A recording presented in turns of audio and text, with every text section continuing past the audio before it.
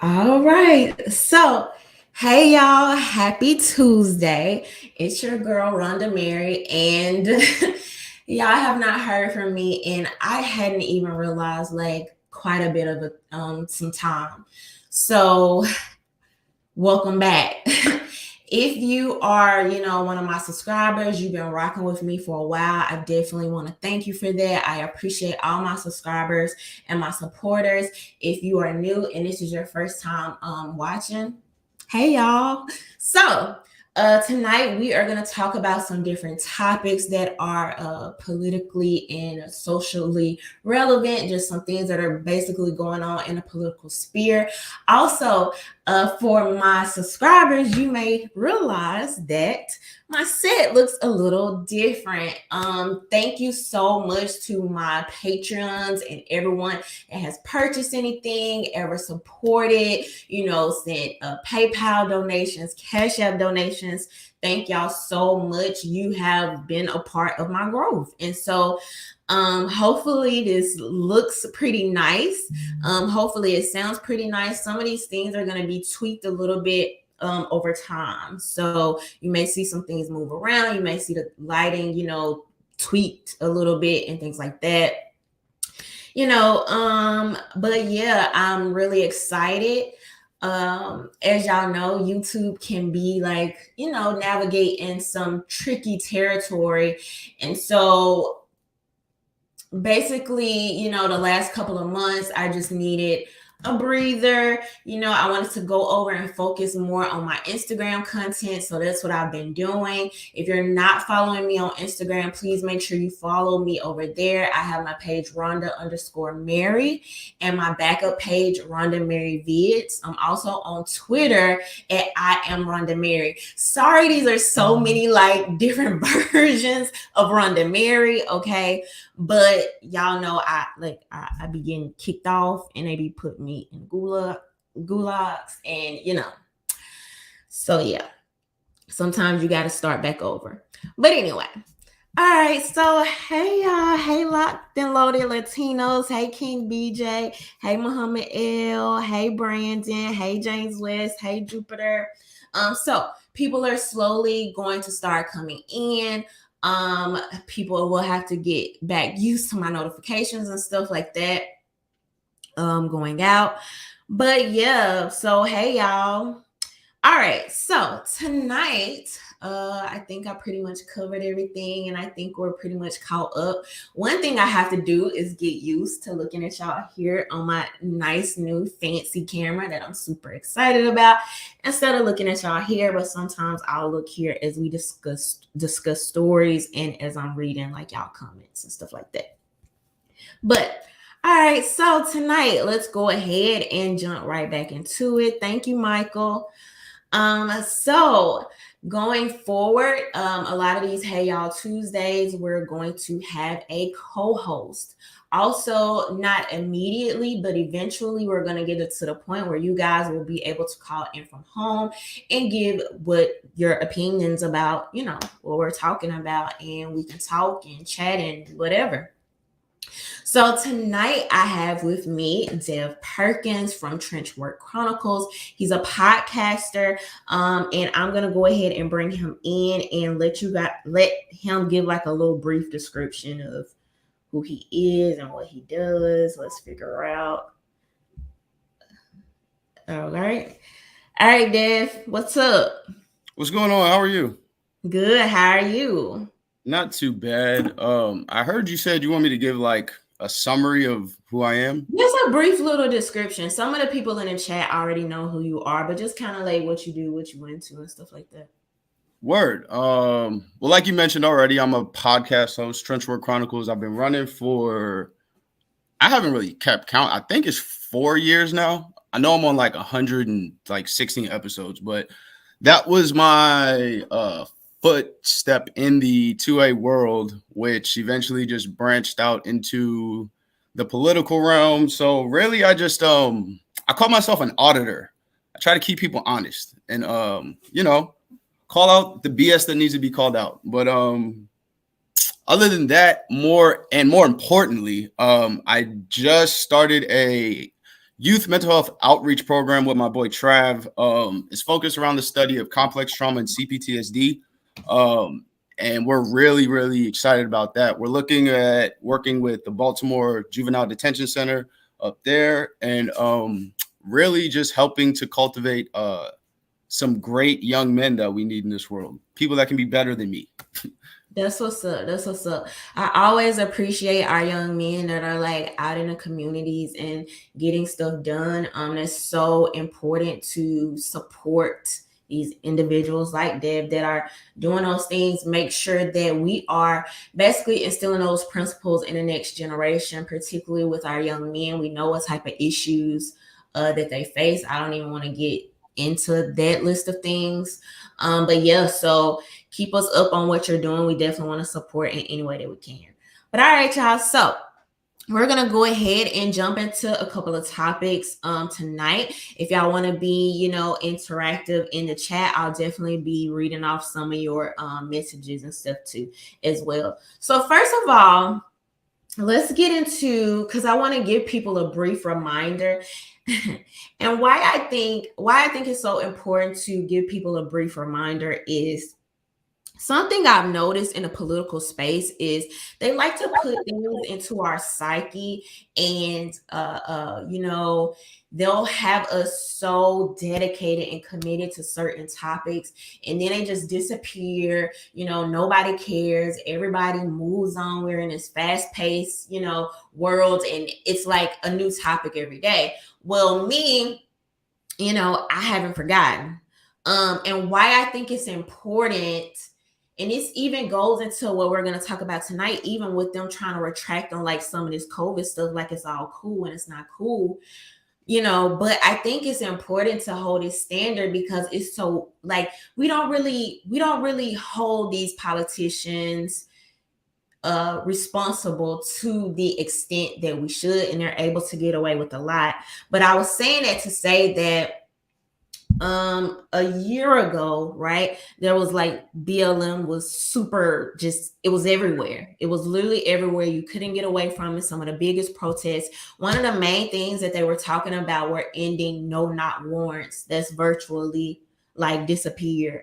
So I don't know if y'all remember this story, but Anjanette Young, Chicago police like went in her spot, like she was naked. They gave her, it took like 10 minutes for them to like let her put on her clothes and all of this, right? So now she's basically gotten her settlement, and we're going to take a look at this so y'all can kind of just know like what's going on and kind of get a fresh reminder. Let's see what's going on here on my computer. You're going to read the details? I'm going to show y'all the video real quick. Oh, yeah. Because that is graphic. So this is like somebody's like aunt, mother type vibe. Like imagine the police just like running up in your grandma's spot, and she's, naked. She's in her home. She's comfortable. And they really have no regard. I mean, it's really just what it comes down to. But let's go ahead and take a look at this. So this is the update. The 2019 wrong raid by Chicago police at the home of Anjanette Young. Just last month, the city council approved a nearly $3 million settlement for her traumatic experience. But she told CBS Morning's Gail King she never wanted the money. There's no amount of money that will right this wrong. I'm not a very flashy person. I really do enjoy living a simple life where I go about my day as a social worker, and I find joy in helping other people. So I would definitely be using this money for that cause to help other people. I would have been more satisfied if all 12 officers had got fired and I didn't receive a dime. The Civilian Office of Police Accountability recommended that 8 of the officers involved in that botch raid be suspended or fired, but so far, none of them have. So let me just give y'all a little brief. So since then, they've asked, that those officers be fired. So a couple of things. Several of them never activated their body cameras. They did not follow knock and announce procedures. Even after this situation, to this time, most of them have only received a few hours of warrant-related training. So yeah, she got her settlement, and she's like, "Yeah, the money is just whatever." That's where I have just slight pushback. Like, Shorty, you didn't really want to. You really would not have been happier not receiving $3 million. Like, let's just be honest. Like she said, even if you are going to use it to help other people, like I get the sentiment that she's going with, but like, nah, I'm taking the $3 million. I'll take the embarrassment and the $3 million because I can do it. Like she said, I can do better for other people with that $3 million. Like, nah. And what do those fired police officers really do other than go to a new county and get rehired and go right back to doing the same thing?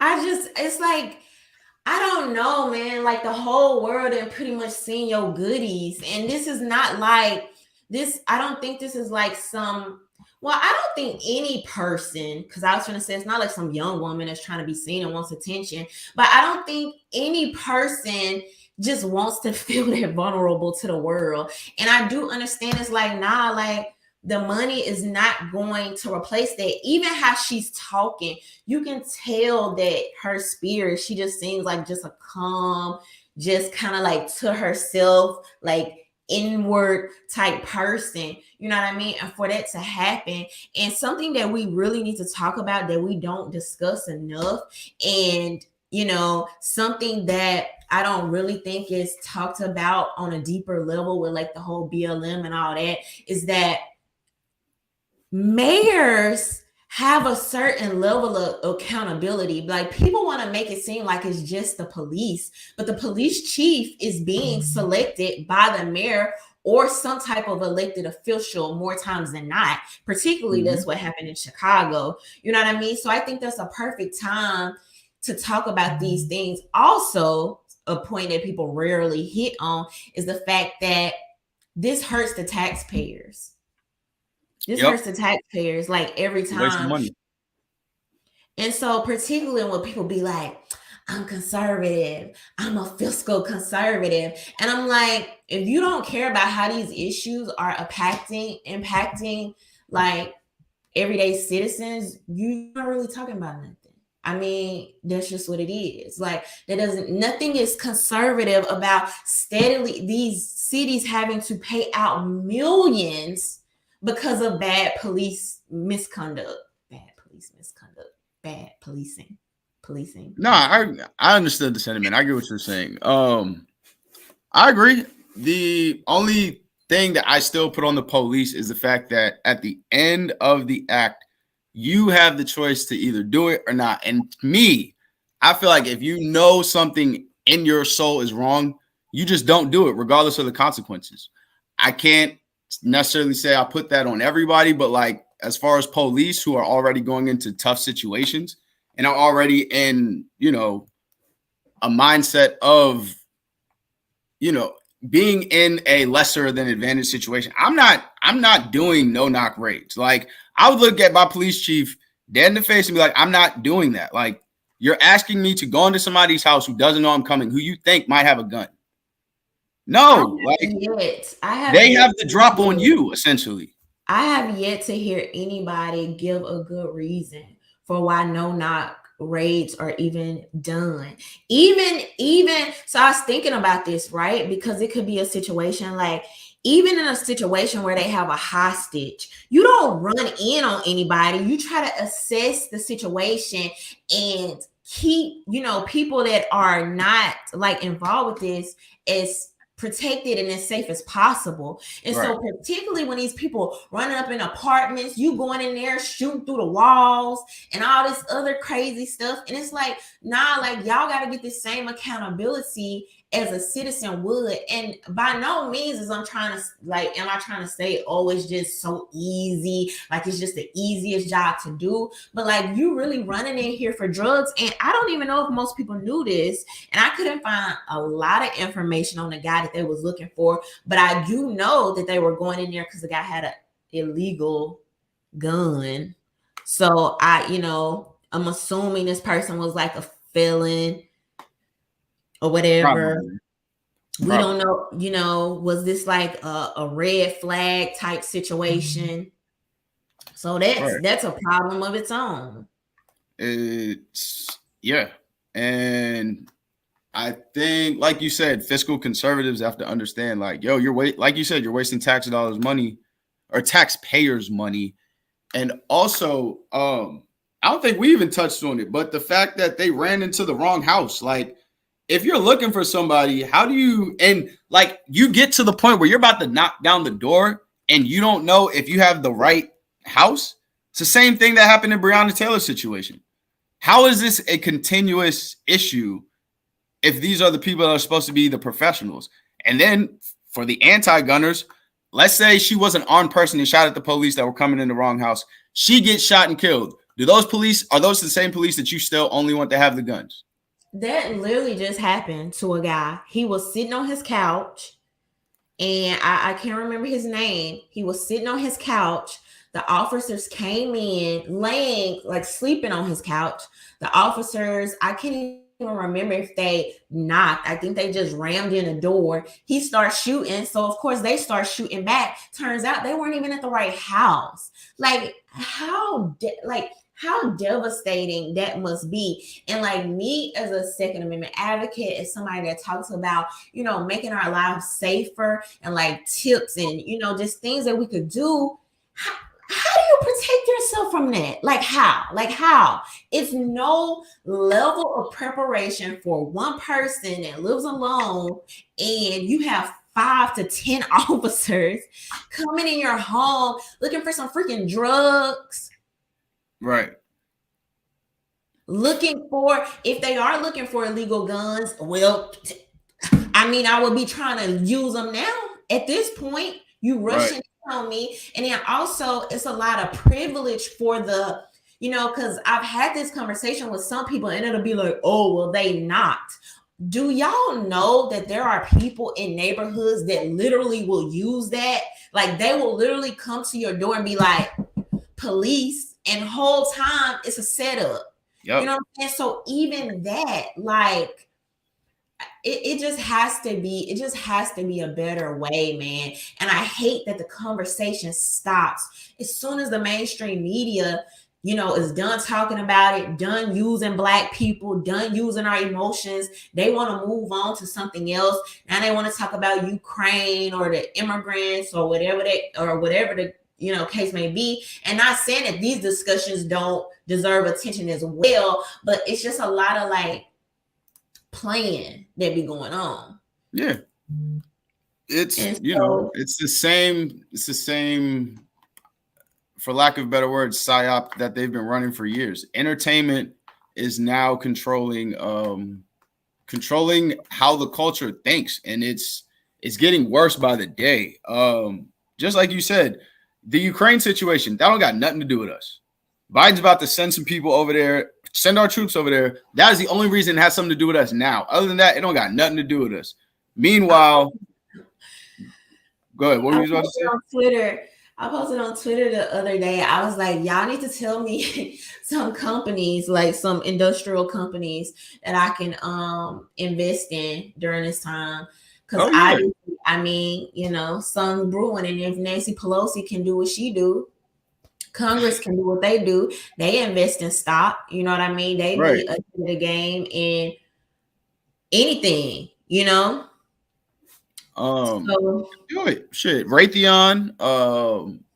CACI, CACI. There's a bunch of them. I feel like morally though, like, you know what I mean? It's like how you gonna be like anti-war and then turn around and invest in this?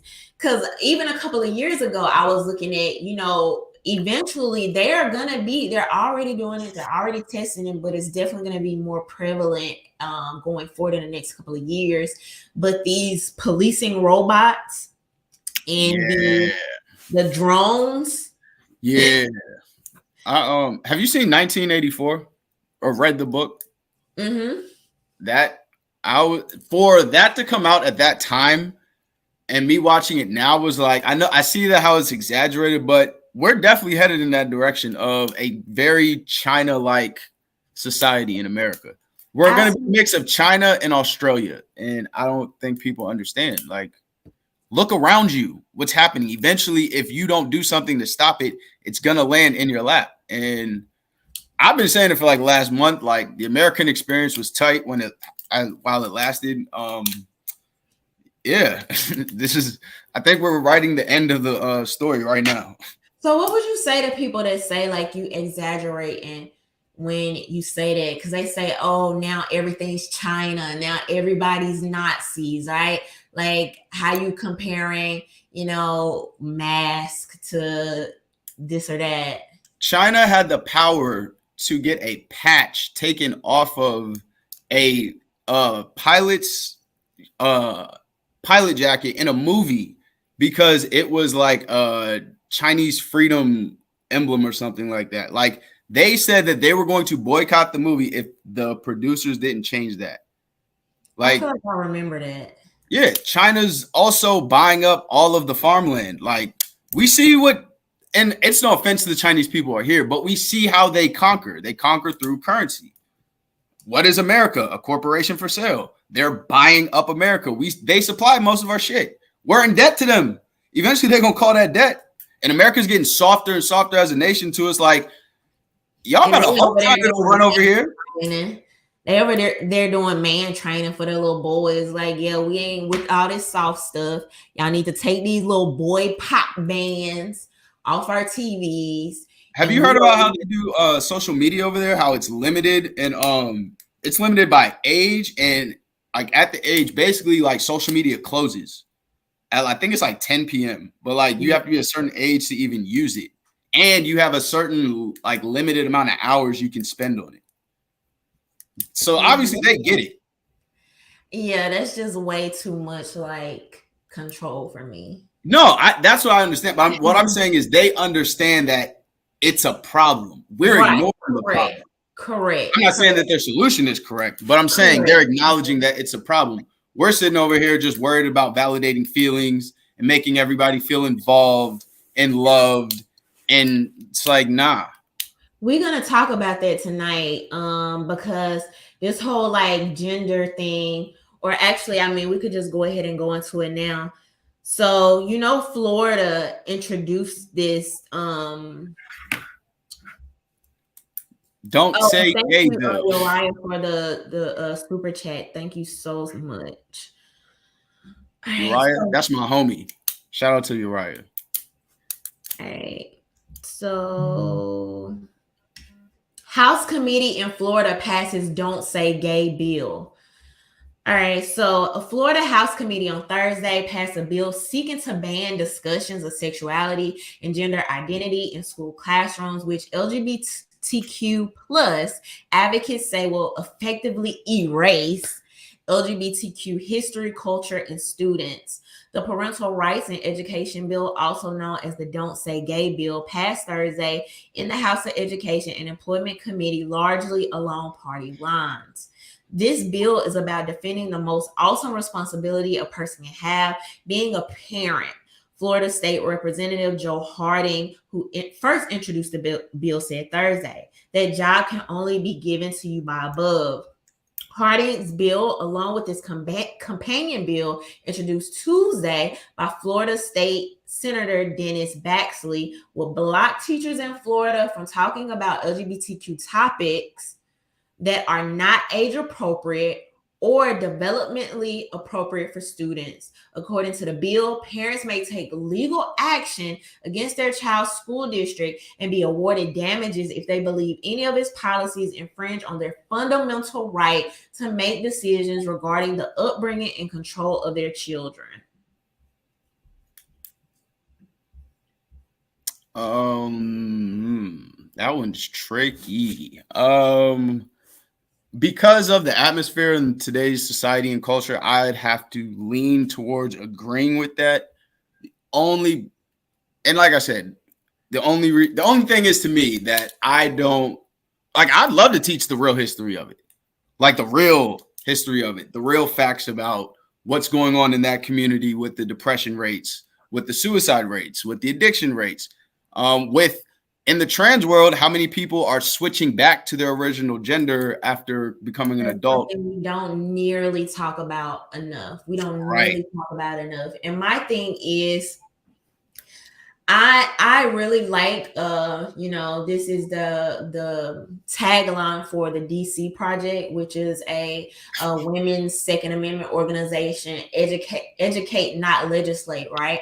And I really like that tagline, not only as it relates to firearms, but in a lot of areas as it relates to when we're talking to these transition, people transitioning, or when we're talking about abortion, when we're talking about a lot of these issues, that I think that one of the biggest problems we've had is that we're not really getting a balanced, fair perspective. We're not getting the facts presented to us, and then kind of just letting people make their own individual decisions. I have a problem with that, because I feel like it's a lot of people being duped into stuff, right? You've had some of these people that have transitioned that have said, like, years later, the doctor, like, I went in for a 30-minute session and the doctor was like, all right, cool, let's do this. Started putting me on these hormone blockers. And when they talk about these detransitioning stories or their problems with it, those stories don't nearly go as far as just accept them. Just call men women and women men, and we're all equal, and this is the greatest thing that could ever happen to you. It's just not balanced. It's just not a balanced conversation. Let me add this real quick, because I wanted to kind of give more information to this. I don't want anybody to feel like I'm not giving a full idea of what this article was about, because it did go on to talk about suicide rates.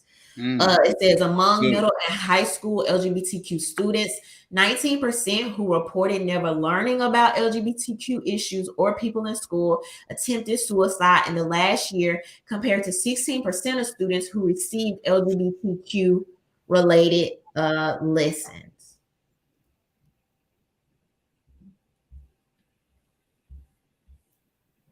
Okay. That's I'll say this, from working in the, like, directly working in the atmosphere, they're essentially just trying to validate a trend, in my opinion. Like, I can't tell you how many 12, 13-year-old girls I hear on the regular talk about how they're bi, but it's a trend. Like, I saw it spread like a fire in the school, and it's like, this isn't real. And actually, one of them even acknowledged that to me. They were like, yeah, I don't think this is, like, real. And I was like, you said it, so you've come to the realization. All I can do is help nurture their realization. I can't directly tell them what's going on, but if they get to that point in the conversation, I'm like, hey, run with what makes sense to you. And I hate that we have to pretend like, or people constantly pretend like the media doesn't have a stronghold on people that it does, right? Yeah. Like, your diet is not just what you eat, it's what you listen to, it's what you read, it's what you're around. Like, these things literally become, they can become a part of you.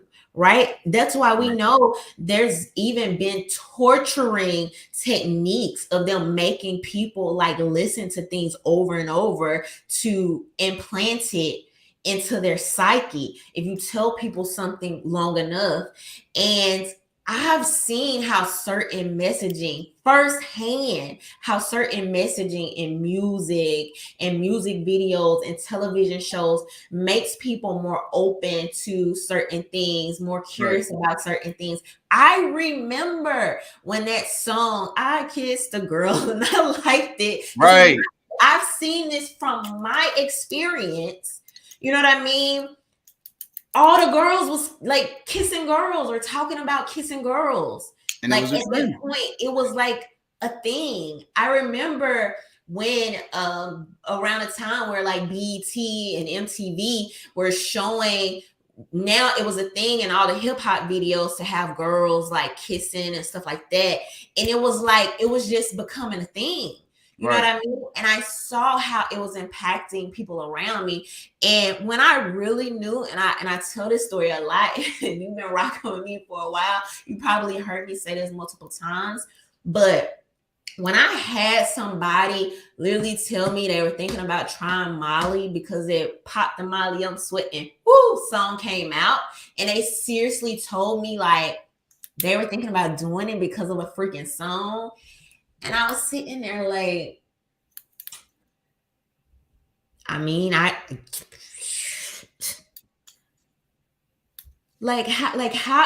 even if you think about, somebody said something about the 90s, right? Even if you think about it, when the show A Different World came out, they were talking about how it was just a huge move of a lot of, Black young people going to college. Like it became a cool thing to do because you had, Different World with what's the girl's name that played Bill Cosby's daughter?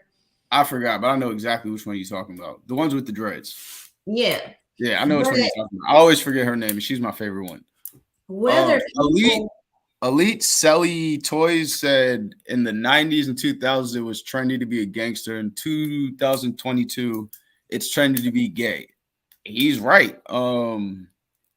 Yeah, we really, and there was a I would call, for lack of better terms, a grace period, or a period where it was like Lupe Fiasco, Kanye West, and those type of what we call backpack rappers that became popular and really started to trend differently. I personally believe that's when the opposition came in and took that and made it completely feminist or feminine in a sense. And then we had to deal with people like Young Thug who wears dresses, and now everybody's confused.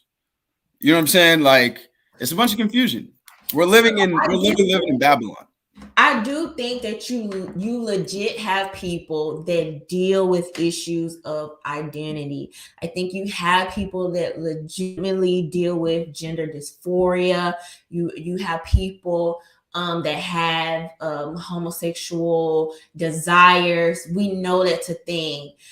What I do think is happening is very similar to how you have politicians, you have media, you have certain institutions that pimp, play, grift off, whatever, the Black community. I think they do that for a lot of other cultures, subcultures, communities, whatever you want to call it, right? And I think it's levels to it. I think on a lower level, I think it could be money related, right? Like y'all spend money. You know what I mean? Y'all spend money. Your group spend money. We want to cater to that. And I think possibly on a larger scale of things, and I think this is kind of what you were alluding to earlier, that there may be a deeper plan, right? Because over time, if these things keep happening and you have a generation of men that are getting softer and softer, right? And then you have China that's playing the long game. They quiet, they just to themselves, and then before you know it, it's like we're gonna eventually try to overtake, domineer this other country. I think that's possible, and I think these are all different type of angles of how these things can be used. I agree. I think a lot of people forget how young America is compared to China. Like they're used to us type of nations popping up. They were here when Rome popped up and fell. You know what I'm saying? Like they understand the long game. What we are not understanding is that we're about to flare out. And just like you said, us getting softer as a nation, it's like, if you don't, when I really started understanding us getting softer as a nation, obviously I felt it, but when I started studying what intersectionality was and how they would really break down and give whoever is studying this or being taught this a victim, like a science of being a victim, is ridiculous. And it really is the destruction of anything that is masculine, or really pro body autonomy. Like, they want total control, and it's designed as a Trojan horse of Okay, but inclusion. what would you say to people who say that that's anti-bodily autonomy for you to think that men are getting softer? Like, you get what I'm trying to say? Because yes, like, how can I judge someone getting softer if I'm an advocate for body autonomy? Correct. I'm not talking about like necessarily your body. I mean, we can talk about, like you mentioned earlier, our diets and how that's actually really making us softer. But as far as our society, I mean, we see the censorship. Just go look at a Disney movie from even the early 2000s as opposed to now. It's way softer. And we're literally, like I said, I'm watching it. I'm watching it every day. Us try to validate feelings as opposed to build cultures and environments of structure for the next generation. Like, I'm not validating a immature mind's perception or conclusion of something. If I know as an adult it's wrong, I'm going to correct them, and then I'm going to explain to them why it's wrong so they have a full understanding. And even if they don't want to agree with me, at least they have all of the information. But I'm not going to sit there and validate them saying some bullshit. Like, I'm not gonna let you think that the sky is green because you want to think it's green. Like, no, we're gonna talk about why it's blue. And if you think you want to call that green by the end of that conversation, then by all means, hey, you got it. I'm not doing it anymore. But I'm not gonna talk about that because we're gonna watch this clip from Matt Walsh that went on Dr. Phil, and we're gonna talk more about the whole validate and feelings thing because yeah, we'll get to it. Uriah said, have y'all seen the US Today article talking about pedophilia not being understood? Shaking my head. Yeah, I agree with Deb. We are headed for 1984 if we don't stay objectively and observant. I really appreciate you guys and your work, real journalists. Thank you so much for the super chat. So yes, I absolutely saw that. I think I might have posted it or talked about it on Twitter. I don't think I got around to it on Instagram. But something I've been very, very adamant about is that how they are absolutely 100%, because you're starting to see more and more blue checks journalists come out and kind of casually make room for pedophilia or make it as if it's not bad as it is. And something I've been very adamant about is telling people that they're going to use the same language that has been used for the LGBT community. They're absolutely going to use that same language and extend that. Oh, they're born this way. You know, they can't help who they are. It's just in them, and just all of these other things, and the languaging and how they package it. And it's concerning. It's very concerning. And that's why, you know, you can't force people to do anything, whatever. But the more actual people of the community, the LGBT community, the trans community that can speak out, because they're gonna tack onto you. And if you don't be like, nah, you know what I mean? Like, we not doing that, we not cool with that. And some people may feel like, well, oh, we don't want to say anything about it because that's kind of giving it light, or that's kind of bringing it into our territory, or we don't have anything to do with that. Well, the media is gonna do it, and it's already doing it, whether you think they're doing it, whether you agree with it or whatever. It's already happening. Have you ever watched any clips or watched Tim Dillon's podcast? He's one of Joe Rogan's people. He's funny as hell. Two, he's gay and speaks out against the trans community all the time. I mean, all the time. And a lot of people do. I have so many people in my inbox that in my DMs that be like, I'm glad you speak up about this, and be homosexual, lesbian, trans, you know what I mean? And it's like they'll come for me too, or they'll tell me I'm not a real trans. I'm Right. not a real man. He was like, what? he was describing how a lesbian retreat got essentially blacklisted and quote unquote canceled because they didn't allow trans women to come to their lesbian retreat. They were like we get y'all, but like we don't want any penises here.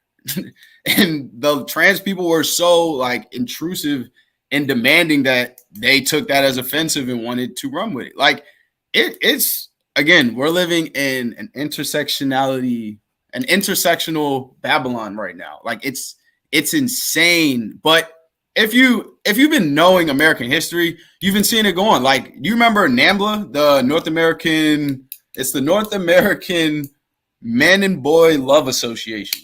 Yeah. That was founded in 1978. And it was basically a pro pedophilia advocacy organization. They had like, hold up, let me see. It was basically, it was set up to decriminalize pedophilia, and they had up to like 1,100 members. In 1978, 1,100 members. Think about what they actually have now, because it doesn't say the group closed or is over or anything. And I want to know who's a part of this group. You wouldn't know that. They wouldn't make it known. So eventually they're gonna have martyrs that, like, a little over a time, that'll come out and kind of like, throw themselves to the wolves, kind of like you had that professor, this professor that did at probably some school in California. It came out basically like, talking about pedophilia. I can't remember exactly what they were saying, and I don't really want to put words in their mouth, and I really don't. I don't know how this person identified or what they were or whatever. But like, you'll have somebody like that that'll come out, and then everybody, they kind of want to see how the general public will react. And it's like, oh, well, we had to fire this person, and give it a couple months or a couple of years. Like Uriah said, the US Today article will come out. A few years ago, you had, was this like ABC or somebody that did like a whole situation on it, a whole segment talking about it and exploring it and stuff like that. I posted about that on my Instagram. Like, this was, seemed like it at least had to be 2 years ago. Canada up north, they legalized bestiality. Oh, it's on the way. Like, we're living in a crazy world. Really happen? Yeah. I remember when it happened because I read the article, and it was basically anything outside of like penetration in something basically else. You won't be criminalized for it, right? Yeah, I don't want to get into that. So let's watch this Matt Walsh a clip from this, and we're not going to talk about it long, but I kind of just wanted to mention it because you were talking about the whole actually, because just like the 4-year-old can't answer what is a girl, well, this is one of the problems with this left-wing gender ideology, is that no one who espouses it can even tell you what these words mean. It's like, what is a woman? Well, because it's not for me to say. Womanhood looks different for everybody. What do you define as? An adult human female. And what is a female? Well, that's someone with female reproductive organs. Okay. Someone who's, here's the thing, when you're female, it goes right down to your bones, your DNA. So that's why if someone dies, we can dig up their bones 100 years from now. We have no idea what they believed in their head, but we can tell what sex they were because it's ingrained in every fiber of their being. Interesting. So I'm trying to understand. Your definition is that a woman is someone who is female, you said, right? Correct. Is a biological female. So what happens when we have maybe someone who is female, identifies as a woman, right? Cisgender woman, right? As you just explained, that maybe doesn't have the ability to reproduce. Maybe doesn't have those organs that you're talking about that are reproductive organs. I have answered the question. Then you're not a woman. that trans women are women. Yes. Tell me what is a woman? Womanhood is something that, just as Gina explained, I cannot define because I am not You myself. used the word, so what did you mean when you said trans women are women? You don't know what it means. Right? So here's the thing. So I do not define what a woman is because I do not identify as a woman. Womanhood is something that is an umbrella term. It includes people That who describes what? people who identify as a woman. Identify as what? As a woman. What is that? Was to each their own. Each woman, each man, each person is going to have a different relation with their own gender identity and define it differently. And so trans women are women too. And you want to reduce women, you want to reduce men down to maybe just their genetics, our genitals, our chromosomes, right? That's what you're saying. What you want to do is appropriate women. You want to appropriate womanhood. Okay. And turn it into basically a costume that can be worn. That's a question. So, okay, so my first opinion, or what I've noticed off rip, is that when whatever the person's name was wanted to define what a woman was when he was asked to, he wouldn't actually use the word woman. He kept saying womanhood. We weren't talking about womanhood. What is a biological, scientifically termed, what is a woman by definition?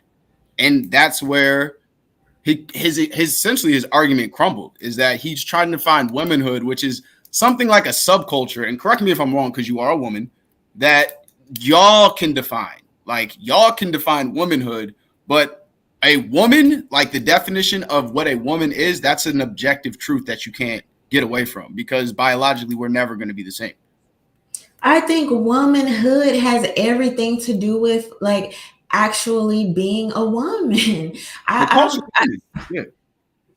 It's not some tricky, you got to figure it out, some elusive, like what this is something that I suggest, okay? There's a lot of book burning going on. It's a lot of definitions being changed. Please keep your encyclopedias, keep your dictionaries, screenshot definitions of today, because, and I'm glad you brought up 1984, because these people are literally right in front of our eyes playing with language, changing the definitions of things, right? And some of these things are literally like concrete. Like what? You know, right. People are telling, oh, well, these things evolve over time. A woman is a woman, a man is a man. The color blue is a color blue, the color yellow is a color yellow. And something that I find really interesting is that when people try to be so elusive, right? Like, let's say if we Son said if this was back in the day, she would have been in a circus as the bearded lady. And I've been to circuses where you've seen a bearded lady. So that's exactly what it looked like. My bad. Go ahead. That one made me laugh harder than it should. So imagine if somebody said, like, like, what is a black person, right? Like, even as a black person, it is a umbrella term. It is an umbrella term, but literally, if you die, they can pull out your remains from underground years later, and they can say that this person is a person of African descent. Okay, right. As much as people, it's just and I'm not saying that race is the absolute totality of who you are. I'm not saying that gender is the absolute totality of who you are, but we have years and years of dedicated scientific research, measures, all different type of things to account for these identities and groups and what that means for science, history, and all kind of things. And so my thing is, if you want to call yourself a freaking unicorn, I really believe, like, I'm not trying to impose my will on people. So don't impose yours on me. Bingo. Don't try to change what I know to be true and I know to be factful. If you can, like, if you want to be over there and feel however you want to feel, like more power to you. But going as far as to try to go into these schools and teach children just downright lies, as far as what they're doing in Florida with the don't say gay. And that's another thing that they do that I've noticed with the media. They'll give these bills that are like common sense things. They'll give them really bad names so they look like horrible. They're even doing it with the whole like critical race theory thing, because instead of ever in these headlines mentioning specifically that this is critical race theory based instruction, they'll make it just seem like they don't want your kids to learn about Harriet Tubman. We learned about Harriet Tubman when I was in school, so not making a distinction, right? So going back to the don't say gay bill, this bill is literally a bill that protects and promotes parental rights. I believe in it. I'm all for parental rights. I do not believe that children belong to the government, the state, and it's basically like they're trying to make it where your children can get vaccinated at the schools now without your permission. Like they want to teach your kids anything they want to teach them without your permission. Anybody that has the money, the resources, the time, the ability, even if you don't and you can make sacrifices to make it happen, I would suggest pulling your kids out these freaking schools. That's just me. Oh, no. It ain't just you. I teacher telling me that you should homeschool your kids. Like that's where we're at with it right now. But I think that's just a microcosm of what we're seeing in the world as a whole. I think centralization as a whole is gone. And the longer America tries to hold on to it, the worse we're going to get. Like we have to allow people to be free on both sides. Like on the left with the Marxism BS, that's not happening. You're not going to have control over words. You're not going to have control over culture. You're not going to have control over who gives you pushback or not. On the right, it's the same thing. You're not going to control people's bodies. You're not going to control what people can do with their bodies. You're not going to control people's money with cronyism. So you're not going to have a police state the way you want to. All of that. You know what I'm saying? Like the biggest thing I want people to understand is that if that's what you want to identify as, cool. But if we have objective facts, like my approach I took from surprisingly Ben Shapiro. He says, I'll call you whatever name you want. That's cool. If you want to be a dude with a feminine name, I'll call you that all day. But I'm not going to call you a gender that I know you're literally not. And honestly, that's the best way I can say I can meet somebody in the middle. I'm not going any further than that. I'm not going to validate the fact that you think you're a man and you're a woman. Or vice versa. I recently did a Jubilee episode that should be coming out hopefully any day now. And I just really hope that they don't edit me. They don't edit me like bad to look, you know what I'm saying? Like super hateful or anything like that.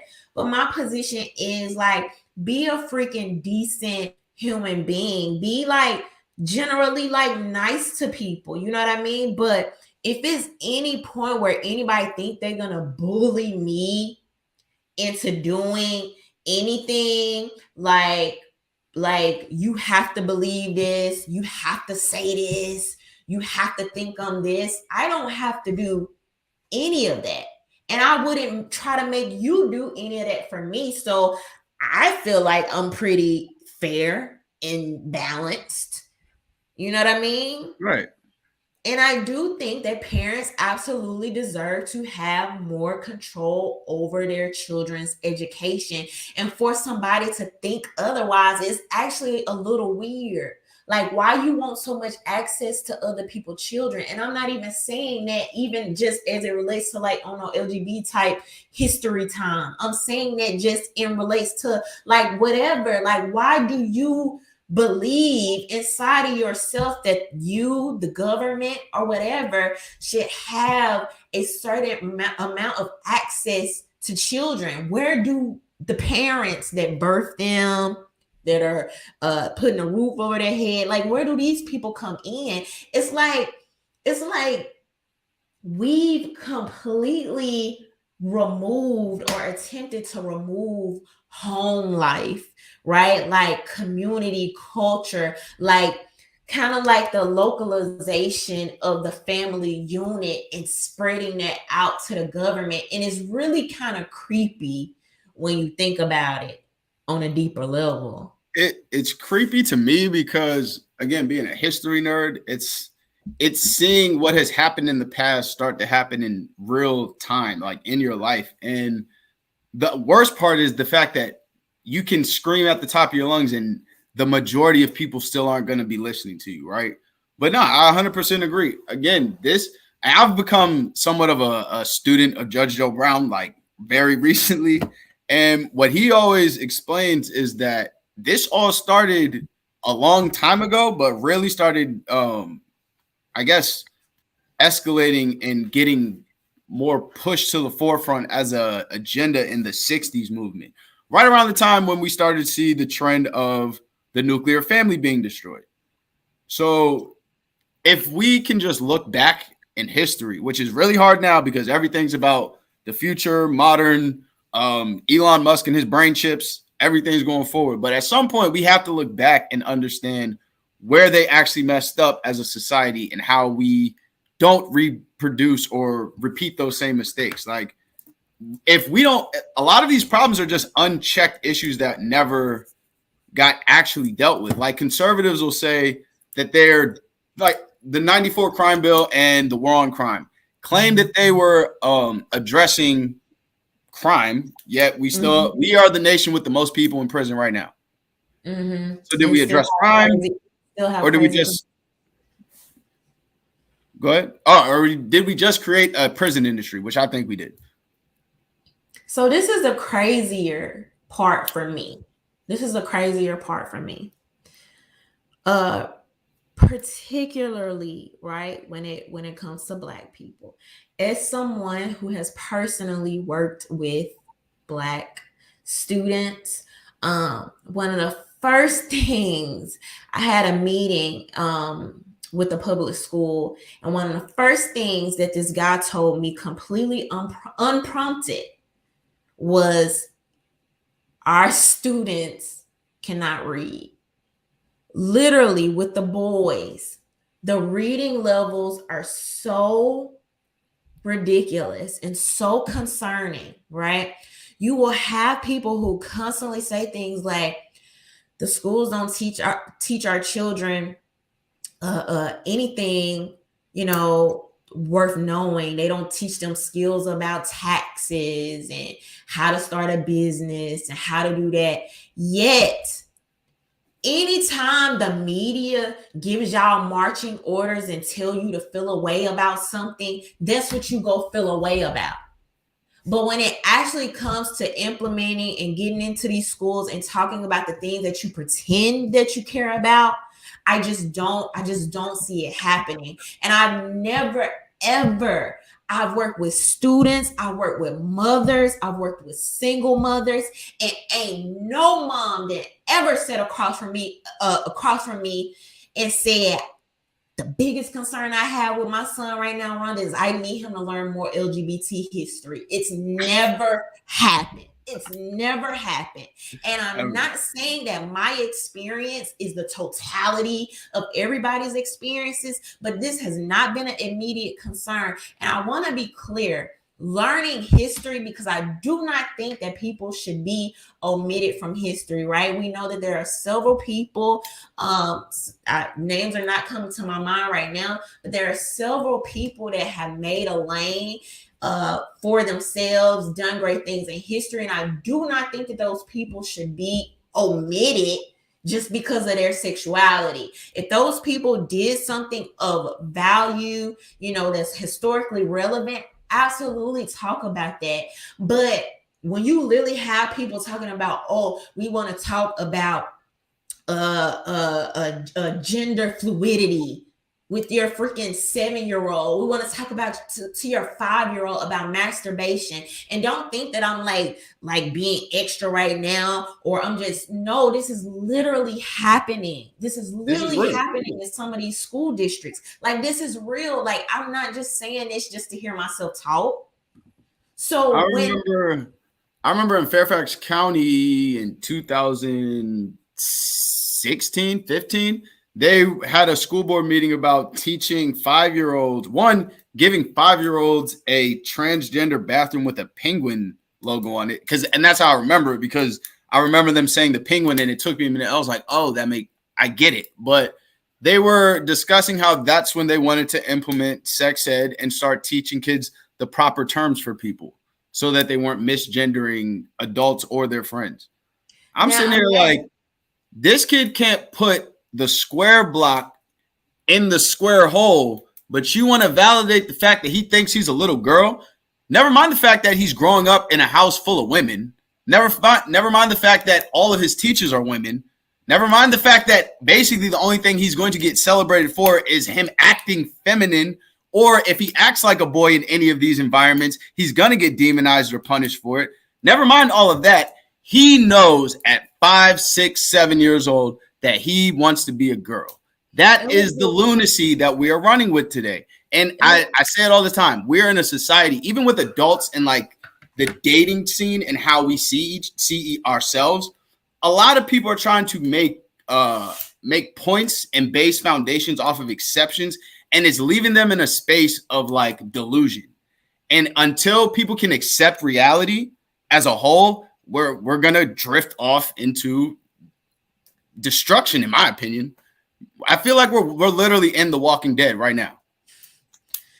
There was this one school that had, I've never seen this many male teachers at a school. And when I tell you, when I walked in, I was blown away, man. And it's no shade to like our sisters. Like, you know, I know a lot of them love the work that they do. They care about, you know, the children and what they're doing. But the energy when you walk into the building, it was just a level.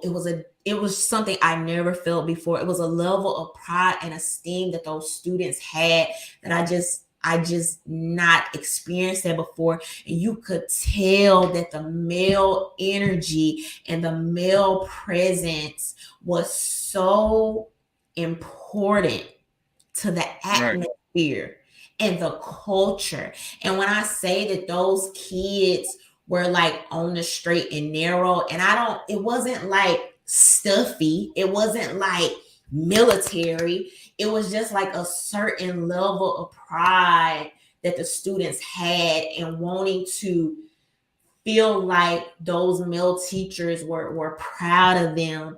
And man, like you can't beat it. Like you can't beat it with a stick. And if we could get more men to work with these students, like it would be life-changing. It would be life-changing. And like I said about those single mothers that would sit across the table from me and tell me the needs of their sons, that was literally the absolute top concern was, I believe my son needs more male influence. I hear that all the time. And it's sad when you hear it and you do the best you can. But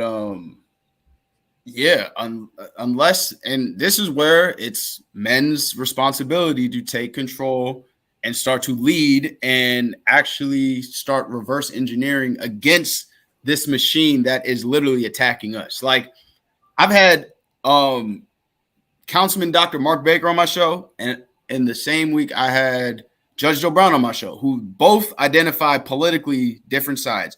Mark Baker is a Democrat. Judge Joe Brown is obviously a conservative, right? Both of them agreed that there has been a concerted effort and a concentrated attack on Black men.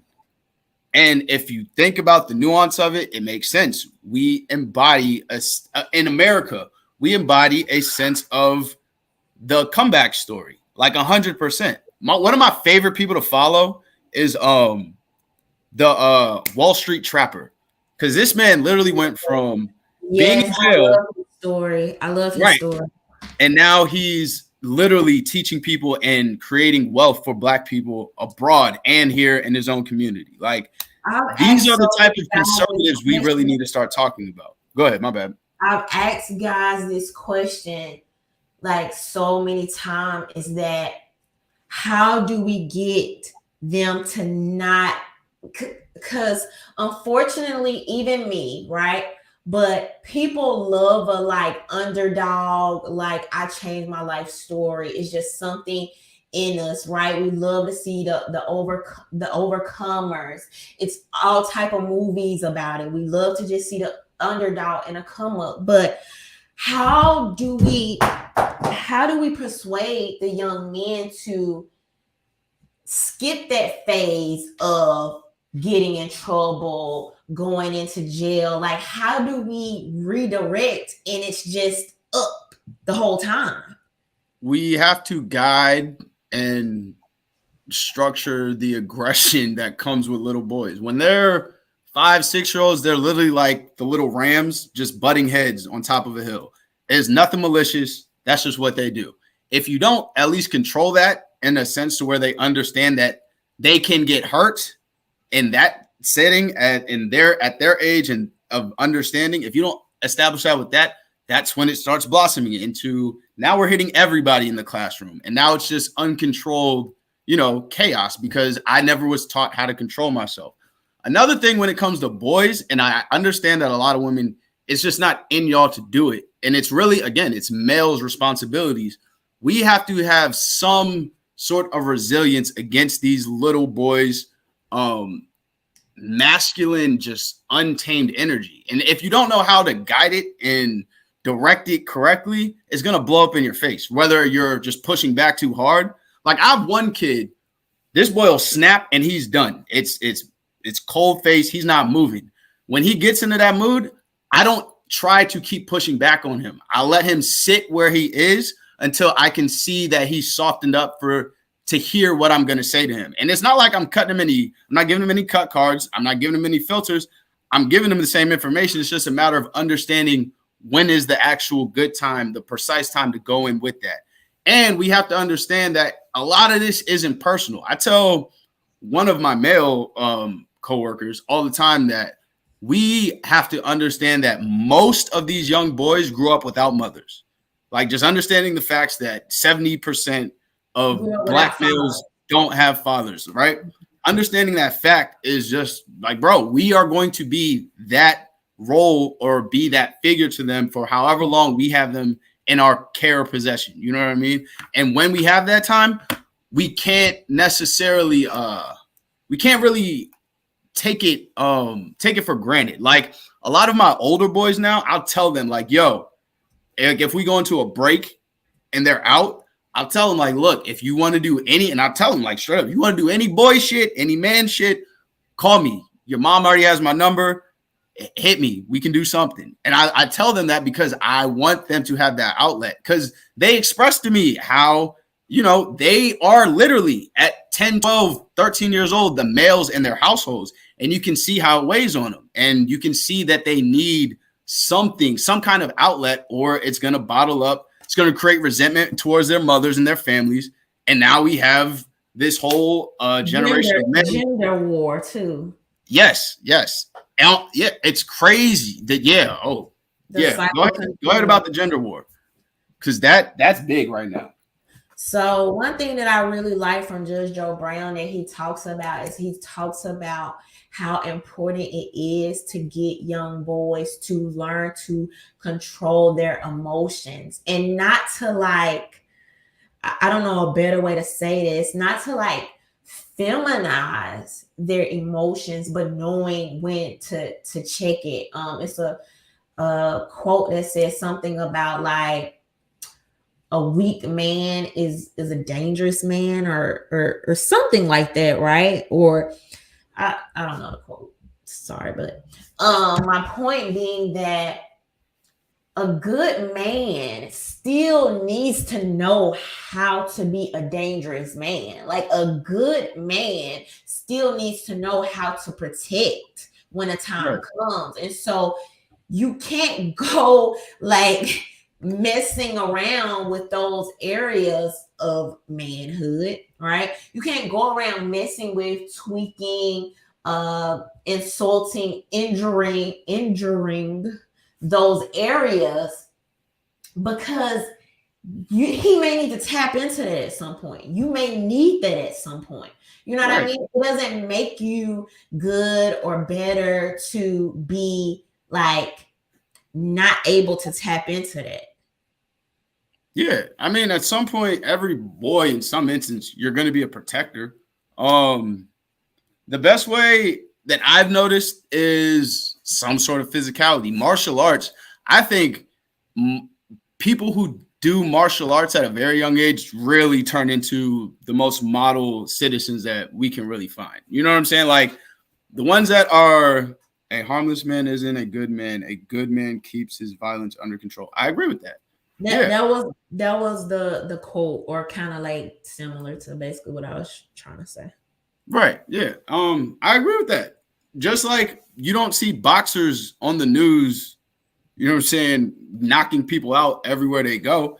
They're precise, they're controlled. They already understand the power that they wield. And that's what a lot of the young men don't understand, is the power that they actually wield. And if they can control it, it'll be much more of a benefit to them than them going and doing anything untamed or reckless. You know what I mean?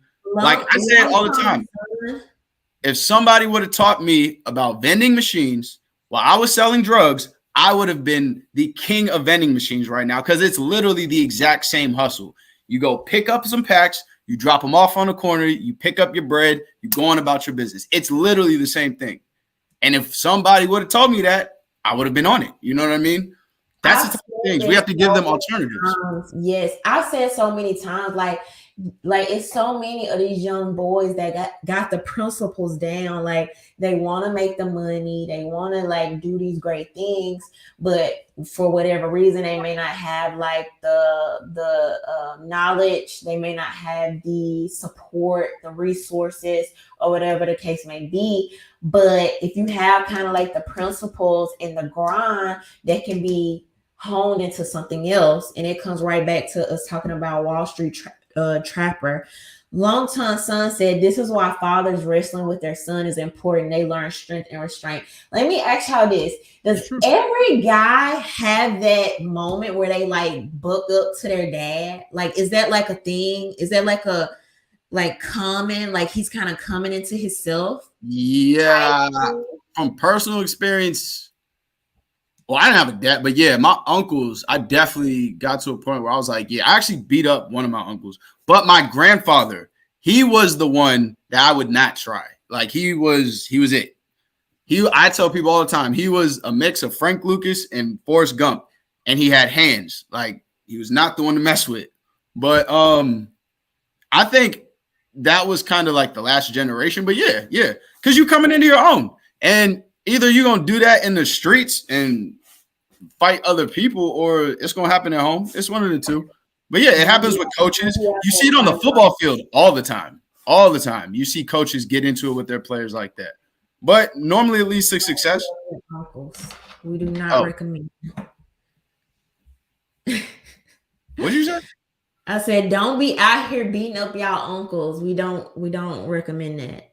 Hey, if y'all in that situation, it was mutual compact, so it wasn't like a beef or anything. He just lost that time. Oh Lord. He had been winning for forever. You know what I'm saying? That time it was my turn. And after that, it wasn't like vindictive or anything. That's the other thing. Like when it happens with the dad or something like that, it's not like the son sits around harnessing resentment. You just understand that like there's a being that will physically mess you up. And that's the one that cares about you. Think about somebody who's of his ilk that doesn't care about you. Yeah, they don't care. They don't care nothing about you. Let's get into this Gary Chambers ad real quick. So if y'all don't know, Gary Chambers is a Louisiana Senate candidate. And he recently smoked a marijuana blunt in his new ad campaign. Let's go ahead and take a look at this real quick.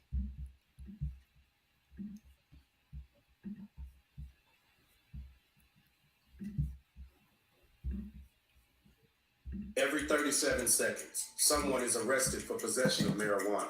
Since 2010, state and local police have arrested an estimated 7.3 million Americans for violating marijuana laws, over half of all drug arrests. Black people are 4 times more likely to be arrested for marijuana laws than white people. States waste $3.7 billion enforcing marijuana laws every year. Most of the people police are arresting aren't dealers, but rather people with small amounts of pot, just like me. I'm Gary Chambers, and I'm running for the U.S. Senate, and I approve this message. Every 37 seconds. So I think I noticed, but I didn't fully take in the weight of the fact that the commercial was 37 seconds. And like I heard the clock at the beginning, but I started focusing more on like the smoking and what he was saying versus like the 37 seconds. I think that was pretty cool for like as far as, you know, the cinematic effect of it or whatever. Right. I wrestled with this one and I landed on the conclusion that I support it. This went like crazy viral. I think this was probably like the second time he went viral. The first time was at a city council meeting and he was like going off on somebody and the internet got a hold of it. And you know, everybody's been talking about this. I think Bill Maher mentioned it, Laura Ingraham mentioned it, so it's gone pretty far and wide. Right. It's a great conversation to keep having. I think this is another point where the gun industry can learn from the cannabis industry and how they push their message to the front. It's great. It's politicians recognizing and taking responsibility for BS legislation that has had cannabis as a Schedule I drug for entirely too long. Like, we still, to this day, don't have a record of an overdose on cannabis. To this day. And it's like, other than the pharmaceutical industry, which we are seeing the power that they have right now, like, other than them, who's keeping this illegal? Like, and I keep telling them, like, look, if Republicans want a microwave way to success, you run on the fact that you are going to legalize weed. I promise you you win. And you'll probably get the best black turnout since Nixon. I promise you. This thing I've ever heard. It was like, look, it's so crazy to me that like wasn't Kamala Harris like smoking with Tupac or something? What did she say that time? Yeah, something when he was already dead, I believe. No, she said she was smoking weed and listening to Tupac, and I'm pretty sure he was dead or too young to be rapping at the time. One of the two. But I mean, Obama was straight with it. He smoked and he did inhale. You know what I mean? Like, I feel like there's more politicians out here that have been on camera or at least on record saying that like they are users of cannabis or have used it. So what's the problem? Like, what's the issue? Why is it this runs the country? The pharmaceutical industry runs this country. And if you like, how many pills go off the shelf if weed's legal tomorrow? Like Xanax is out the window. I mean, so much like anxiety, depression, like all of that medicine. You have like the stuff for like you take it, but you ingest it, but you take for like your knees and your joints, pain, and all of these other things. And COVID has absolutely shown us how much of a stronghold that big pharma has on these politicians, on our government. Like at this point, it's almost baffling to me that you have so many people that have not woken up to the COVID propaganda.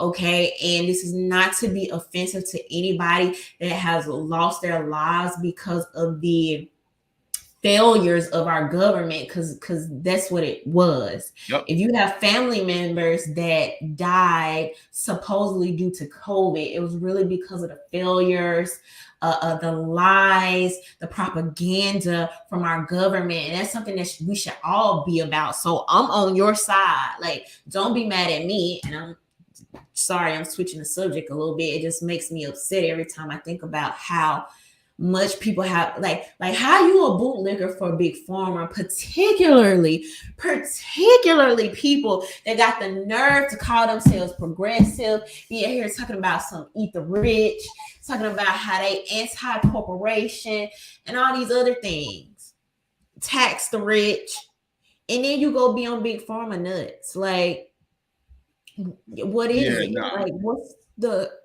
what's the deal? What's the problem? I mean, the industry, money makes this country go round. So everything to me is revolved around that. Somebody in the comments has a very good interesting perspective. Brandon Davis, because he used to be a cop, he says that alcohol is 100% more dangerous than weed. So if a cop is saying that, somebody who probably sees DUIs and catches people with weed all the time understands the difference between the two, why can't the culture do it? I mean, I think we're getting to the point where it does. And I also think, I don't know, I don't want to even talk in circles. I just truly believe Big Pharma has their clutch on America, and that's the last thing. And really, you can look at the cotton industry as well, because of how much more things you can do with the hemp plant, not necessarily cannabis, but the hemp plant and the paper industry. Matter of fact, if I'm not mistaken, the guy who led the attack on making weed illegal owned a paper printing company. And his issue with it was that it would have basically put him out of business. And I think it was because he had like just invested like millions at that time. I'm about to look that up. But yeah, my bad. I know I ranted off the rails with that one. Yeah, I just thought this was interesting. I thought it's an attention grabber.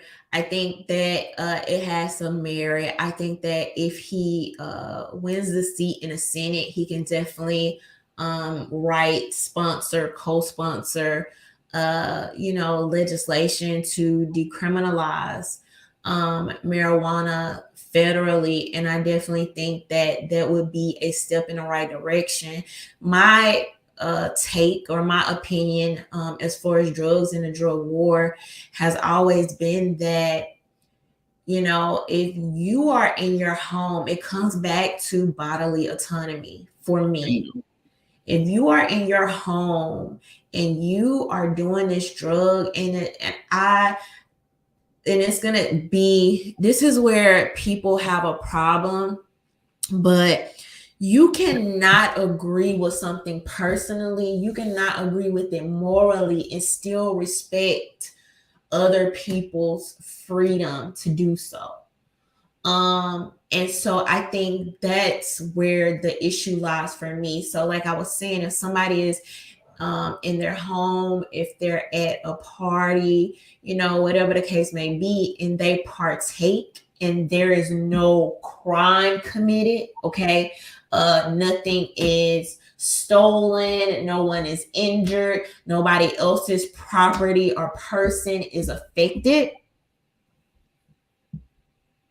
Don't got nothing Now, this is the part where people gonna be mad, okay? But at that same rate, I don't want to be held responsible and have to pay additional taxes to pay for your rehab.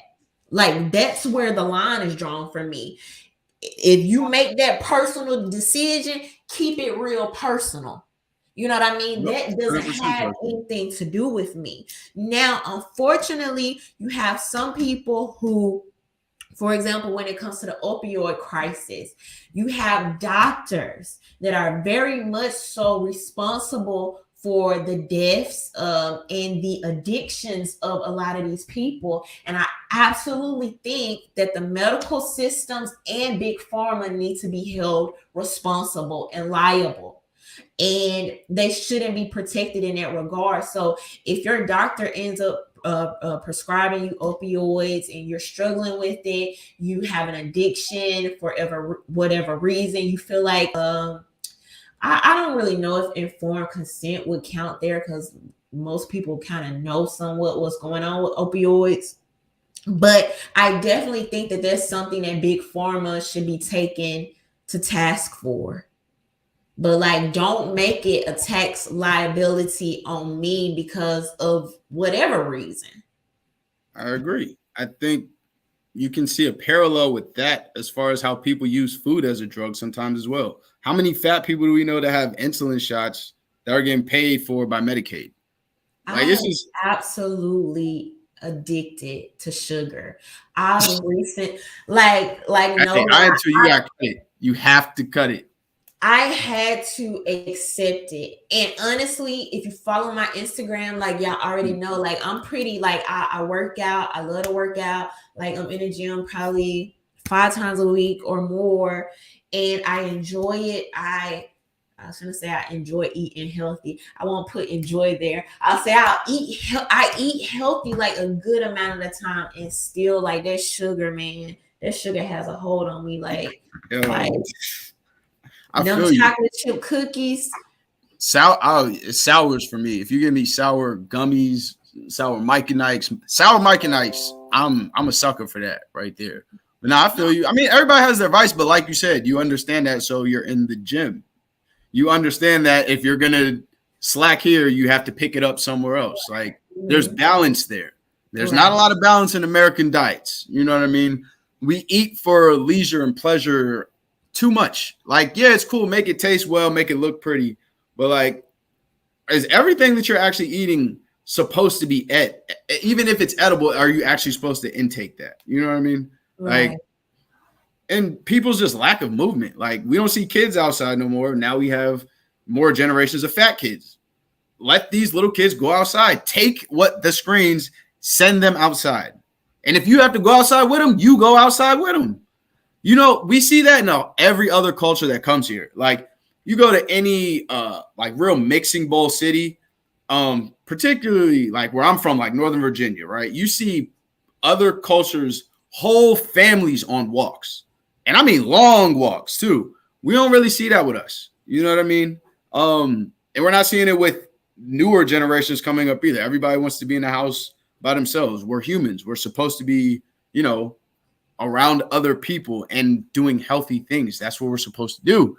And I feel like we're just in a culture of doing everything in reverse of what's actually healthy for us. You actually have some countries where the medical system is not as based off pharmaceuticals, and you'll have where your doctors will tell you, I want you to spend more time in nature. I want you to walk more. I want you to kind of tweak your diet here and there. So some of y'all may know, especially like my long-term subscribers, but I used to deal with health issues. Like I've never been overweight. But it was a point in time where I was so sick, man. I was sick. I don't care what anybody says. And I was so sick to the point where it was causing me to be depressed.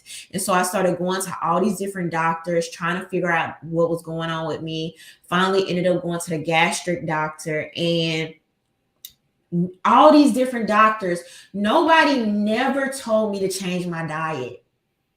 Nobody. Like I've been misdiagnosed like several times by like the freaking dentist, the doctors. I've had family members die because of medical malpractice. It's like this medical system is heavily built on money. Right? Like even I saw a meme, a post on Instagram not long ago that said that doctors should be forced to wear the badges, the patches of all the pharmaceutical companies that they met with on their coat, like race car drivers. Yep. Think about that, y'all. Think about that. I spent a little time working in a doctor office, and we had several reps coming through there that would say, hey, we want to tell you about this product. Let me tell you how we can incentivize you if you switch your patient from this to this, or tell them how great this is, how much this will help them. And I'm not going to go as far as to say that the doctors don't think you need it or whatever the case, but there's definitely absolutely incentives there for some of the things that they are recommending. And don't even get me started with COVID. You literally had where they were making it hard for preventative measures, telling doctors you can't use that, you can't prescribe that. Like, huh? So we've made this whole thing political, and these same politicians are invested into the stock of the pharma companies, and this just makes sense to people. Right.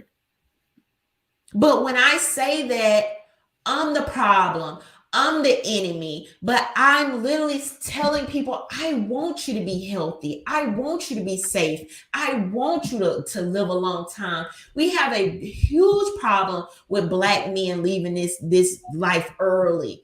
And I constantly talk about, like, you have to take care of yourself. You have to, but if you think that freaking Dr. Fauci, Joe Biden, Trump, any of these people care about you more than your neighbor, more than your friend, more than your family, I'm here to tell you you're wrong. You're wrong. It's just that simple. I agree with you. I don't even have nothing to add to that. That was perfect sum up. Yeah, that was it. All right, last thing real quick. Let's talk about Joe Biden, because Joe Biden is looking at the polls and like, yo, like, what's happening? Like, I'm losing my Black voters. So let me. My question is, how many people, like, where can we participate in these polls? Because I would love to answer the questions. And I get it. Like, I understand they're supposedly important. I just have never met somebody that's actually participated in one of these polls. So where do they come from? I don't know. So let's talk about this really quick. So this is according to The Hill. So President Biden is in a perilous position with a group he has relied on for support up until now, Black voters. The president's belated push for voting rights legislation crescendoed with a big speech in Atlanta on January 11th and faded out just as fast. The cause of police reform has slipped away too. Congressional efforts to reach a bipartisan deal on the issue went nowhere last year. Biden quietly abandoned a campaign pledge to create a national police oversight commission back in April. See, on the campaign trail, they be real loud. When you get in the office, they be real quiet. Then there is the COVID-19 and inflation. Those twin troubles have had a negative impact on Biden's standing with the population at large, but they are felt with added sharpness in the Black community, which suffers from long-standing inequities of health and wealth. To be sure, none of this means that Black voters are going to turn toward the GOP. African Americans have cast their ballots overwhelmingly for Democrats for decades, a dynamic that has its roots in the party's support for the civil rights struggle. That's to be debated at least a little bit, and a calculated efforts of leading Republicans such as former President Nixon to capitalize on white backlash. So this just goes on to talk about this, how he's going to need the support of Black voters going into midterms, how he's going to need their support and enthusiasm. His approval rating went from 83% to 64%. Is that just with Black people? Just Black voters? Or everybody? To my understanding, that's with Black voters. Okay, that's cool. This just goes to prove what we have been telling Republicans and conservatives for the past however long. You have a prime opportunity right now to go ahead, take over, and make your presence known or felt in the Black community. Biden is the worst person you could have put up there for any educated Black person that will go, 40 years back in the past and see his actual resume with Black people. You know what I mean? Like, now is really the time. Like I said earlier, to me, I feel like the culture of centralization is over. You know what I mean? So with that being the case, it's really time for them to open up, acknowledge what they've done, and get to it. Like, if there was any other time, now is the time to you to start flipping some voters to the opposite side. And that might not even be the best part, but at least start establishing some sort of free thinking. And like I said, just make your presence felt. What Kim Klacik did in Baltimore, how she got all of the support from her district, like she got the votes, right? What happens if the GOP actually gives her support this time? What happens if the Libertarian Party actually gives Maj support in Philly in this prime time of, you know, Democrats essentially losing black people? And they've been doing it themselves. They've been focusing on the LGBT community, and they've been focusing on illegals. Black people have been left out of the conversation for a long time. Now we're just starting to realize it. So this is it. And if they fumble this away, we know where they stand, in my opinion. Like, what's the point of just now realizing? Like, I don't even understand, like, talking about how the voters are mad, you know, they feel like they're being portrayed, this and the other, betrayed. Like, I don't know why. This man literally, Joe Biden has disrespected black voters so many times, and it's a different type of disrespect. It's not even a disrespect like you don't realize you disrespecting. It's like you don't even think enough of black people to see them as anything but like you as like their ruler, like you as kind of like wagging your finger at them. The whole like, if y'all don't vote for me, you ain't black. Telling black leaders, right, on this conference call, like, y'all better get used to it. Like the Hispanics are about to outnumber you, so you better start working with them. You better get used to it. This country is going down, and it ain't just because of y'all. And I mean, even years ago, Trump's gonna put y'all back in chains. Like that's offensive. Don't like to use such an ugly history as a catchphrase or as political points, like gotcha type situation is very offensive. But I kind of even don't understand really why black people mad, because you've allowed it. You're cool with it. Like this man said, if you don't vote for me, you ain't black. And you went in and said, yes, sir. I'm gonna vote for you because I definitely gotta be black and stay black. Right. Like, that's it. Oh man. There's a lot that you just said, but mainly the I don't even know how to properly word this. But like you said, they've allowed it. They've allowed it for so long. And it's like, how can y'all like not understand? Like, how much disrespect are you gonna take before it's enough? Yeah, man. I don't know. Joe Biden, I haven't seen a president worse than him. And I don't understand. Go ahead. It was heated. Like during the election, like people was in their feelings. It was heated. You know, it was just a lot of people skating on thin ice around here. Where's that energy now? Where's that energy? People are so quiet. Even this article, oh, he quietly backed away from his promise on policing. Nah, don't be quiet. I want all of y'all to be just as loud as you were doing during the campaign. But when I literally told people, and it ain't like, oh no, hate type time.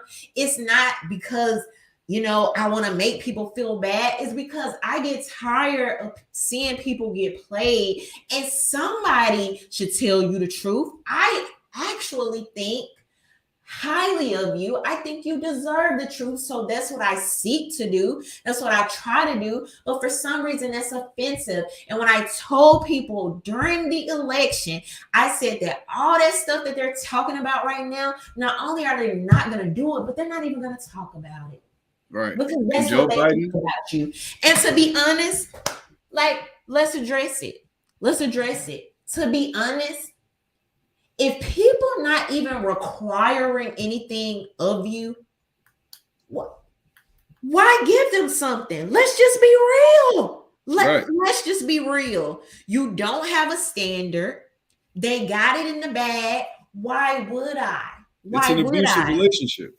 You know what our parents, what they used to say? Why give the milk Right.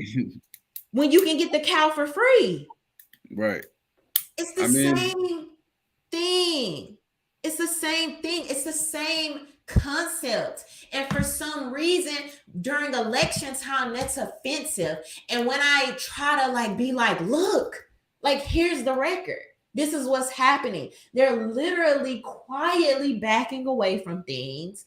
They're doing stuff like the whole can't eat the rich.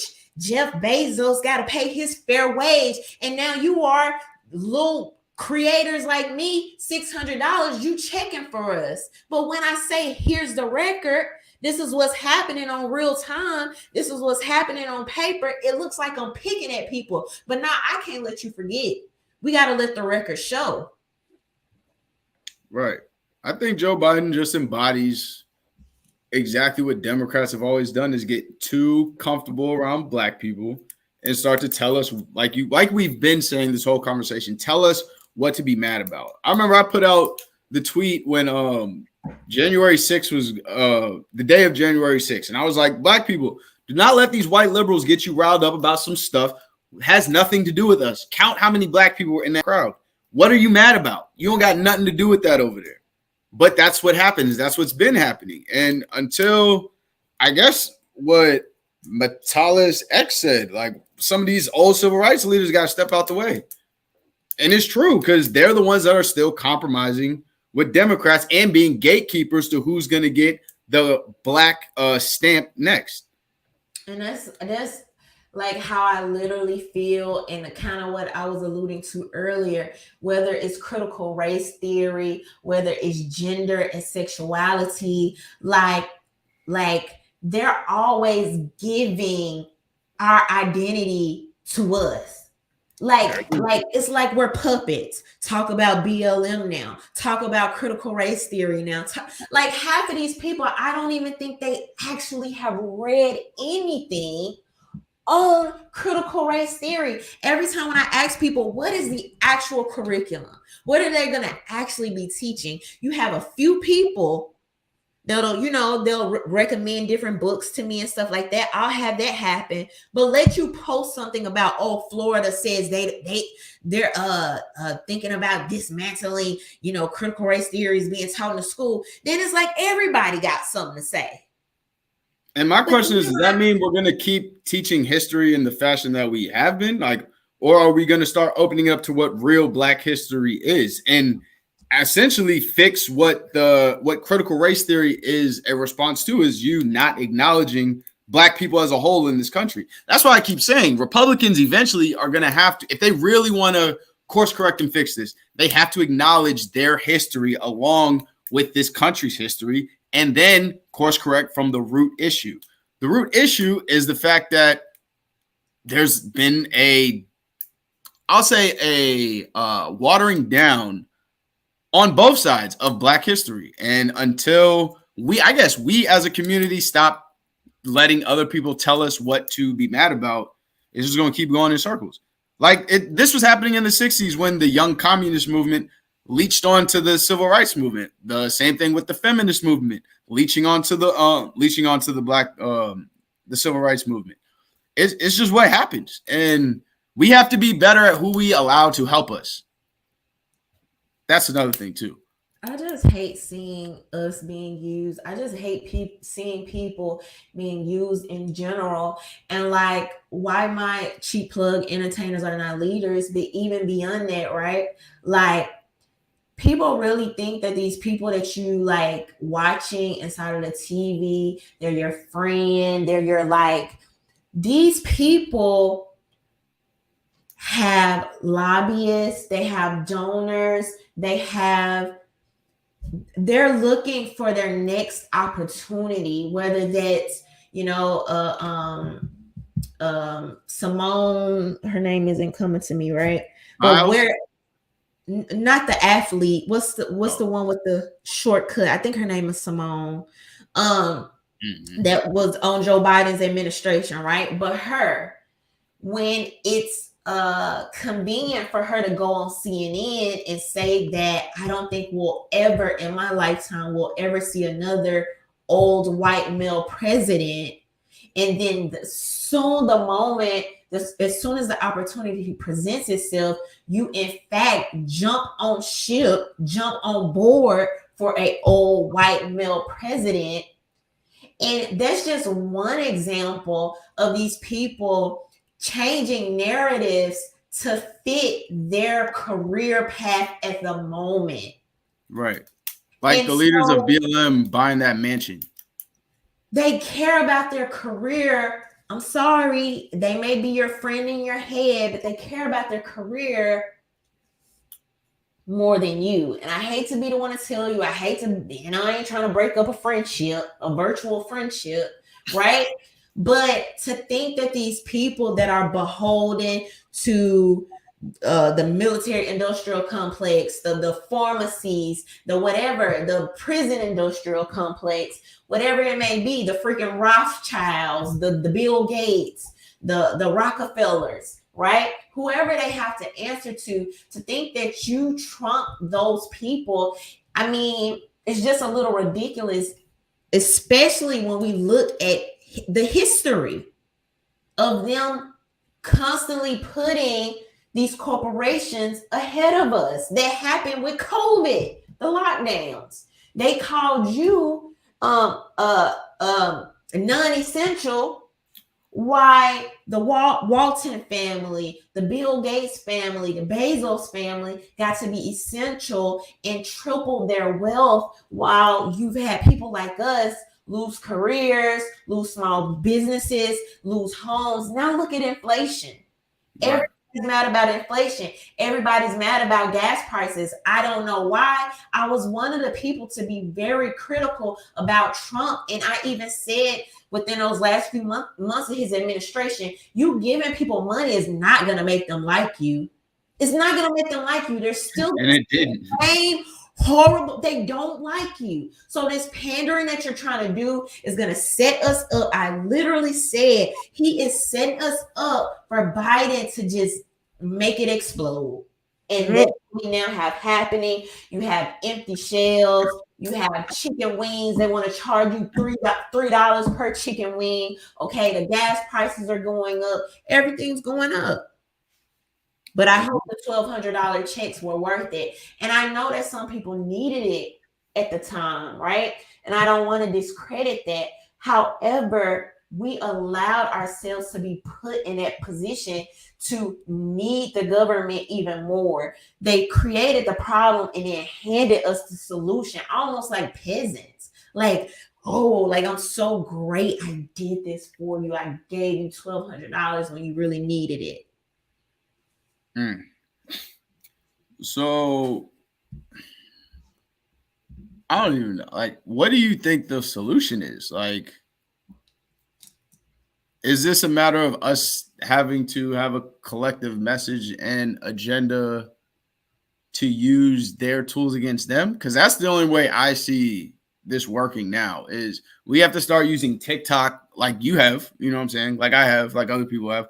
We got to start using streaming services. We have to start doing popular shit that's controlling the culture if we want to see that mirrored or reflected in politics. I think we've seen a switch back to the culture really dictating the politics, because there's no way you can look at Trump's 4 years and Biden's couple of years and say that he's done any much of a better job. Like, there's literally no reason that if you put those two back on the same ballot, there's no reason that you vote for Joe Biden, right? But because the culture has defined Trump as this, you know, big boss master racist, and Biden as this next Obama or Obama light with Kamala Harris's whole ass running next to him, it's like, there you go. Hey, it is. Look, I've watched plenty of videos of how she slept her way to the top.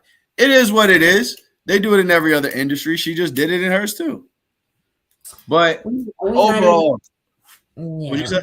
Yeah, we're not even gonna go there because Trump had his behavior too. He was Oh definitely yeah, they out all here with do. the ladies. They all do. But Um, it is what it is. I think your point about culture is a very excellent one. I think that we need to get back to focusing on home and community and localizing. And I kind of hate to say that because it almost sounds like a fantasy thing in some regards, because at this point we've allowed the federal government to go so unchecked. But now I think that something is happening. I think that especially with the COVID lockdowns, you had a lot of people's eyes opening. As you see now, you have much higher rates of people moving back to home schools. You have a lot of people leaving cities. You have a lot of people moving to more rural areas and going to states that are more like the freedom states and things like this. So I definitely think that there is things that can happen or change or skew due to culture. And I think that something that I really believe is that when you have a strong, solid family foundation and a strong support system, you are not as scathed by government as people that do not have that. And I think that's something that they don't want us to know, right? Or don't want us to really fully recognize and accept. So what I mean by that is that when you have somebody that's, let's say, maybe like a single mom, or let's say it may be a child that just went through the adoption, not the adoption system, child services. The name of it is not coming to me, but basically, when you have anybody that's kind of feel like they in the world alone, and you feel like you didn't have anybody there to teach you these things that could have made you feel more accepted, or validating of yourself. You don't have anybody to help you and pick you up and support you when you're going through rough times. Of course you're going to lean on the government more, right? But when we're building those strong families, and you have a connection, you have a support system, you have people you can rely on, you don't have to just jump and turn to the government as quickly.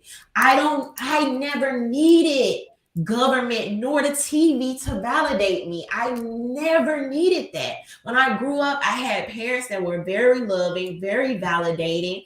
I grew up in a community where I saw a lot of people that looked like me around me. I saw people around me that looked like me, that were successful, owning businesses, right? Doing all these other things. When I was growing up, I saw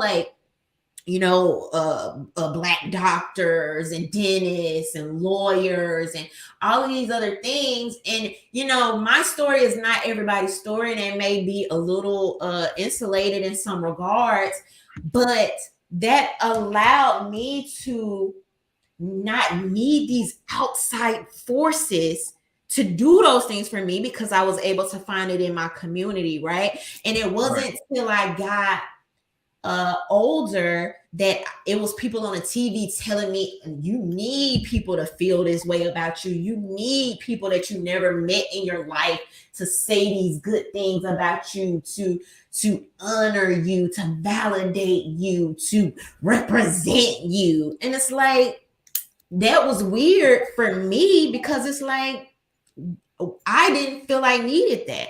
But you might have had people that weren't validated in their home, didn't see those things, that felt they needed that. And so culture and the fabric of our communities is absolutely important. And yes, that absolutely streams to politics. Right. And to add to what you just said, and to bring it full circle from my perspective about the kids and the next generation, that's exactly how it goes. Once you establish some type of confidence in a child, like I have one kid, she's going to be an engineer, developer, something. Like she's into robotics and electronics and technology, and that's what she do. with all the chaos in this social jungle that she's in, I mean, not a peep bothers her. Like, she goes on about her business every single day. And I tell her every day, every time I see her, I was like, you're going to create something that's going to make my life a lot easier one day. And I tell her that because I know how she is. She's taking it all in. Two, she's choosing to not be a part of it, but it's because she has an influence at home that has established that skill in her. It's the same thing like I was talking about with kids in martial arts. If you teach them martial arts at a young age, a big part of martial arts is respect. If you teach them respect in a fashion that they can absorb it without them feeling like they're being talked down to, and it's something that is going to empower them, then they're going to take that and they're going to embody it as opposed to push back on it. You know what I mean? And I 100% agree. Establish some sort of concrete confidence in your child before you send them out to the world. Because like you said, if not, they're going to be looking for validation from every angle. And right now, it's the gay angle. Everybody wants to be gay. Oh, Lord. I guess we'll end on that note. I mean, goodness. But yeah, so I think this was a great episode. I think this was great for a return to Hey Y'all Tuesdays. Thank you so much, Dad, for coming over here and being my first co-host. Thank you to everybody that dropped in. Make sure y'all give a thumbs up. Thank you to everyone that super chatted. Thank you to my patrons and everybody that supports my channel. Before we go, I'm gonna let Dev tell you guys where you can find him. I'm everywhere at Trenchwork Chronicles. Twitter is the only one where it's work_trench, but everything else, Instagram is Trench_Chronicles or Trench_work_Chronicles. More importantly, again, make sure you go support and donate to Kids to Kings. That's the youth mental health outreach program headed by myself and my boy Trav. Follow that page, support that page, DM that page, whatever. Other than that, I think that's it. Oh, subscribe to my YouTube channel. That's where I'm going to be doing a lot more of those short drops about politics and everything else. So look out for more of those because I think that's going to be my new trip. Other than that, that's where you can find me. All right, y'all. So leave those comments for me. Anything that I said that was a hot take that you disagree with, bring me that smoke. Rhonda doesn't have anything to do with what I said. You sat there and allowed the, people. You already know I'm going to get roasted in the comments section. I'm here for it. I think you did. Yes, I will put his YouTube and all of his information below. And then also I think they have a way where I can like tag you in his video as well or something like that. I gotta try to remember how to do it. But all right, y'all. So we will see you next Tuesday. Thank y'all for tuning in. Bye. Have a good night.